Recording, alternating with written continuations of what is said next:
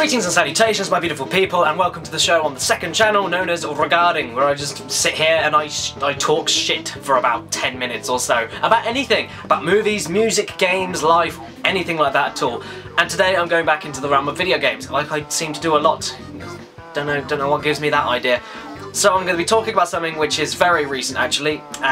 It was recently announced that Oddworld and Just Add Water were giving more details about the release date of New and Tasty, and they gave us a price bracket. They gave us, yeah, I'm sure it's official. It's an official price that they've put onto it, and they've told everybody on it on their website. They've told everybody about it on their website. And where most of the more devoted Oddworld fans seem absolutely perfectly okay with this price bracket, and the article itself on the website is 5 stars, so it's like everyone's perfectly fine with it. But for some reason there are some people out there that are getting really up in arms about it and really angry.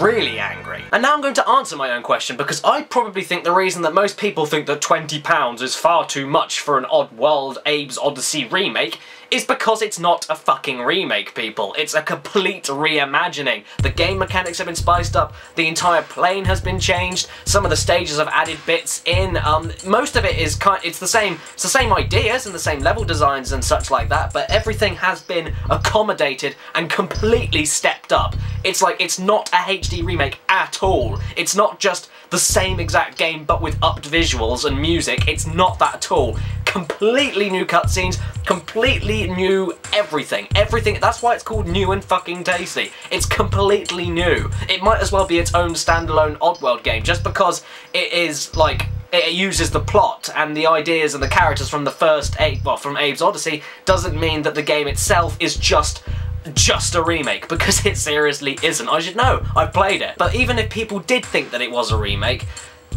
what gets me is that people are getting angry. People are getting really angry and refusing, and I've had people message me, they're refusing to buy New and Tasty because it's too highly priced. But yet, people think it's fucking okay to re-release Wind Waker in HD for 40 quid, double the price. And all that game is basically the exact same game as Wind Waker, but just with better visuals for the Wii U. And that's kind of it. There isn't actually much new added to it.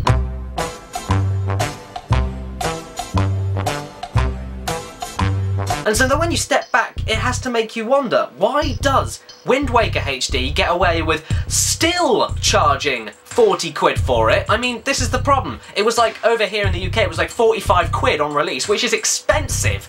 It's not cheap for a brand new game like that. Most PS3 games are like 40 quid, but this was £5 extra, which is only to be expected from Nintendo. All of their games are expensive in the UK. Don't know what the situation is like in the US, but over here, they're ridiculously priced, and they never ever lose their value. I mean, Mario Kart 7 on 3DS, you can still get, even on Amazon, brand new, it's still about £35. It's ridiculous, and I don't actually understand that. But hey, it's completely okay. You can just repackage Wind Waker and make it HD, and I'm sure it looks and sounds incredible. I've seen videos of it. If I had a Wii U, I would buy it, no question at all.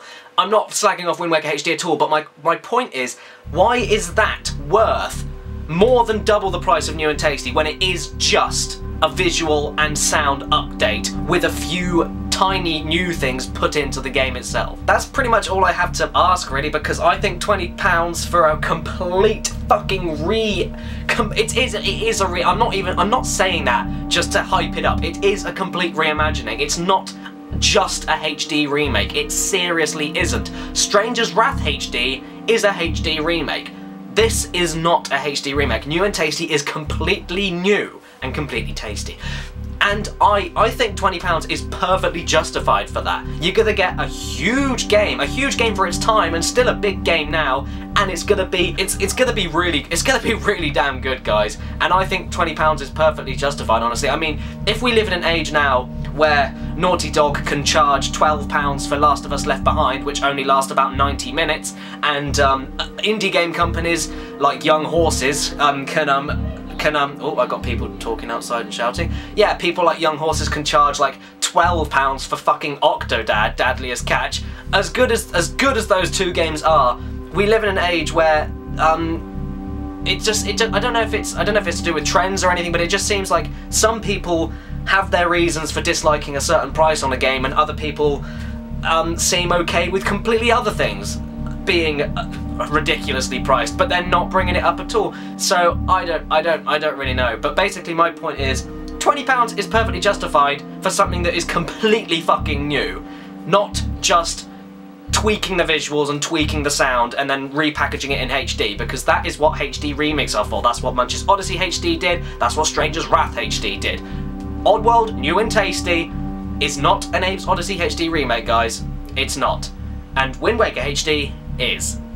And Stranger's Wrath HD is, and Munch's Odyssey is, and all the PS3 collections that you can get in the shops. All like the God of War collection, and the Devil May Cry collection, and the Sly Cooper collection, and the Ratchet & Clank, and the Jak and Daxter. They are HD remakes. They're the same game, but just remastered in HD.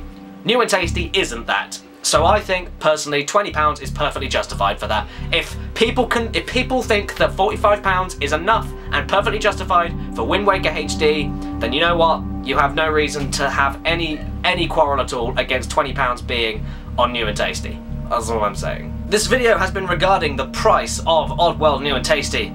I'm Caddy, and I'm fucking signing off.